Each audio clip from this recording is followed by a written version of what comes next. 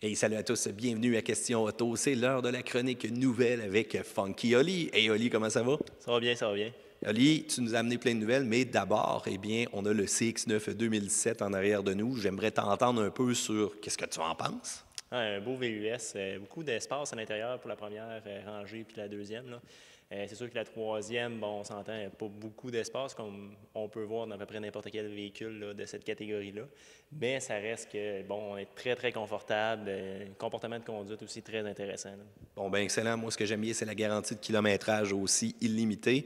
Test intégral, on va repasser. Là. Cependant, on a vu quand même cette vidéo-là qui est quand même assez populaire sur la chaîne de Car Question. Si jamais vous ne l'avez pas vu, eh bien, allez jeter un coup d'œil là-dessus. Mais je dois dire que pour une motorisation turbo comme ça, quand même assez surpris de la réactivité de la réponse. Puis il était temps qu'on change de CX-9. Ça fait du bien. Mais je vous le dis tout de suite, ça figure parmi nos top véhicules qui, justement, peuvent accueillir plus de 6 passagers. Et ça, c'est intéressant parce que les familles d'aujourd'hui s'agrandissent. Oli, sans plus attendre, on y va vraiment avec les nouvelles. Qu'est-ce que tu m'as préparé? Donc, cette semaine, Pirelli, nos chers amis de Pirelli, qui amènent une puce intelligente intégrée à leurs pneus. Donc, ça va nous donner beaucoup d'informations, cette puce-là. Ça va nous donner la pression des pneus, la température, dans le fond, le poids qui est mis sur chaque pneu. Ça va être très intéressant. Puis aussi son usure, là. Donc, son usure. Donc, juste avec la rapidité, je présume, la rotation de pneus, on va être capable d'aller chercher vraiment la différence entre, bon, disons, le pneu avant à gauche, avant à droite, là, selon l'usure qu'il va avoir eu. Mais là, on est vraiment rendu dans l'ère informatique encore plus. Là, c'est rendu dans le pneu, qui est quand même une composante vitale aussi au niveau de l'automobile, là. Exactement. Là, c'est sûr qu'on s'entend, ça ne sera pas sur tous les pneus. Premièrement, ça va commencer pour un pneu là, de compétition. Là, si on veut, là, on ne mettra pas ça sur un RAV4 ou une chose comme ça, là. Mais ça va être intéressant peut-être pour quelqu'un qui fait de la course automobile. Oui, de la piste, de l'autocross, du slalom, qui fait du rallye peut-être même. On s'entend, ils ont peut-être déjà cette technologie-là depuis un petit bout de temps, là, mais on s'entend que ça va être un peu plus accessible qu'à une grande équipe de course, là. Exactement. Tu vois, on n'aura pas un team de 8 personnes qui vont regarder avec un équipement de fou là, tu sais, tout ce qui se passe sur ton véhicule. Là, ça va peut-être être petit Joe avec sa Subaru WRX qui va faire du rallye la fin de semaine, qui va mettre ça sur ses pneus. Bon, ça va être quand même intéressant, là. Bon, ben gang, je veux savoir, vous autres, êtes-vous des maniaques de pneus, justement, qui vous donneraient de l'information comme ça, ou préférez encore avec la bonne vieille manière, le bon vieux 25 cents, puis le nez de l'orignal, là? En tout cas, ça, à chaque fois que j'entends ça, je tombe toujours à terre. S'il vous plaît, achetez-vous un bon gauge à pneus. Oli, prochaine nouvelle. Bon, nos amis justement de Subaru qui ont décidé de descendre une piste de bobsleigh, OK, avec quoi?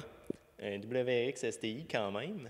OK, je pensais que tu allais me dire l'équipe de Subaru, ceux-là qui travaillent là-bas, s'était habillé avec un suit de course et ils se sont dit, on descend dans la piste. Non, non, là, c'est vraiment un WRX STI. Donc, Mark Higgins qui conduit ce bolide, en fait. Ils ont renforcé le Subaru WRX STI juste en avant sur le châssis et en arrière. Ils ont changé la suspension, si je ne me trompe pas, puis rajouté des pneus à clous. Hein? Ben, ça c'est un must, là, on s'entend là, dans une piste de bobsleigh. Mais là, ils ont essayé de la monter ou on est vraiment en mode descente, là? On est dans le mode descente cette fois-ci. Donc, vous allez pouvoir voir la vidéo sur Internet, bien sûr. Et là, ce qu'on voit, c'est que, bon, ça passe pas. Normalement, un Subaru dans une track de bobsleigh, c'est pas fait pour ça. Donc, ça frotte de tout bord, du côté, mais ils finissent quand même par descendre à une vitesse assez fulgurante et dans des courbes avec un angle quasi vertical. Là, c'est assez impressionnant, là.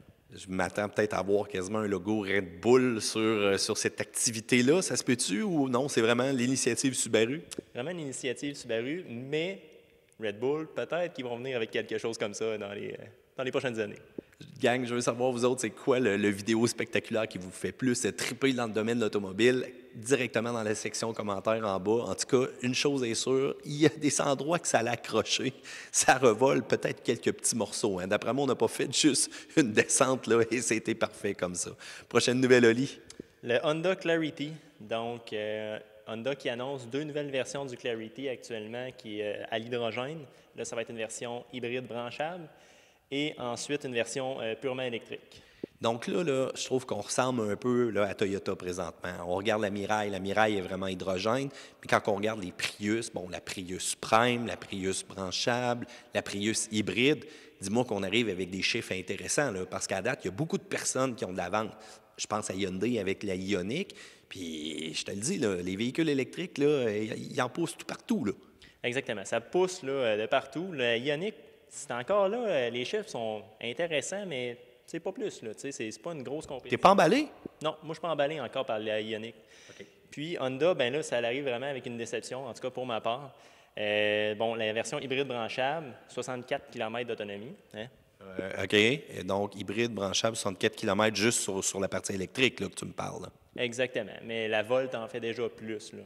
Tu as raison. Bon, ben OK, vas-y avec la version. Y a-t-il une version purement électrique tout court, là? Oui, c'est ça. Bon, la version purement électrique, 128 km. OK, on est loin de la Bolt en tabarouette, là. On est très, très loin. Donc, peut-être la seule marge de manœuvre qui nous reste du côté de Honda, c'est peut-être le prix pour compétitionner, là, pour avoir peut-être quelque chose d'intéressant. Mais encore là, nos amis d'Honda, c'est rare que ça va aller jouer plus bas du côté des véhicules. Là. Et que je trouve que tu es de mauvaise foi. Non, je te donne raison sur celle-là. Effectivement, une nouvelle plateforme, bon, on l'avait déjà, la Clarity, ça fait un petit bout de temps qu'elle était là, surtout du côté des États-Unis, là, pas du côté canadien. L'hydrogène, encore là, il y a beaucoup de personnes qui ne croient pas à ça. Mais là, arriver avec une autonomie comme ça, j'espère qu'on n'arrivera pas avec un prix de fou. Là. Je vous le dis tout de suite, Honda, s'il vous plaît, donnez-nous de l'intrant là-dessus. Là. Mais vous, gang, à partir de combien de kilomètres d'autonomie un véhicule électrique là, serait parfait pour vous? Est-ce que la Bolt, ça fait? Je ne le sais pas. Moi, personnellement, chaque semaine, je fais au moins 600 à 700 kilomètres avec mon véhicule. Puis toi, de ton côté? Bien, moi, écoute, peut-être que la Clarity plug-in branchable, là, ça serait peut-être correct parce que, bon, à chaque jour, j'en fais pas tant que ça de kilomètres. Mais ça reste pareil que, tu sais, la fin de semaine, quand tu veux sortir un peu plus loin, là, ça fait pas. Tu es obligé d'avoir un deuxième véhicule. Là. Bien là, c'est sûr que, bon, on s'entend, là, la hybride branchable, tu vas avoir ton véhicule à essence. Là.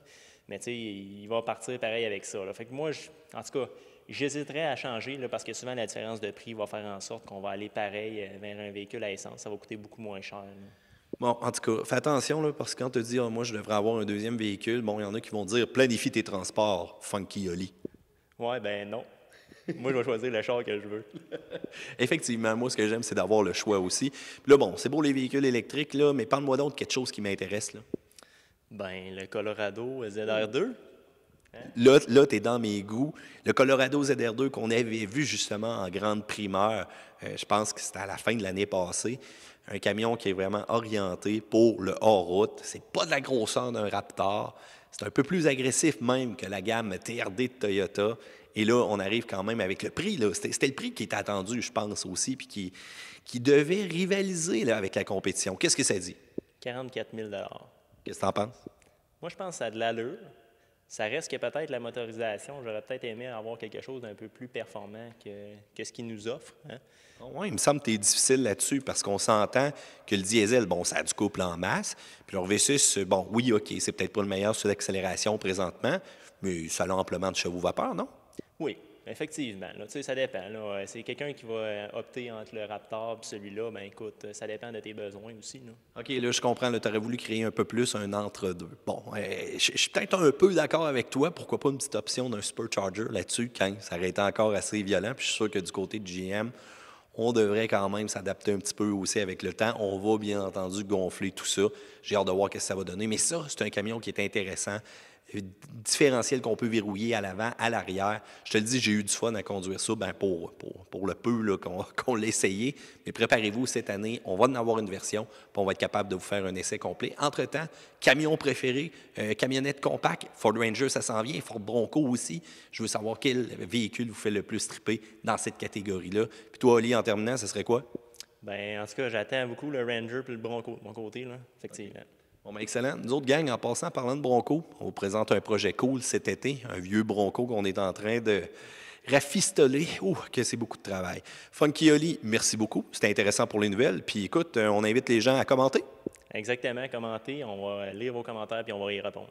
Parfait, faites le pouce en l'air si vous aimez cette petite vidéo-là et n'oubliez pas de vous abonner à Question Auto parce qu'on va avoir d'autres vidéos pour vous. À plus, gang.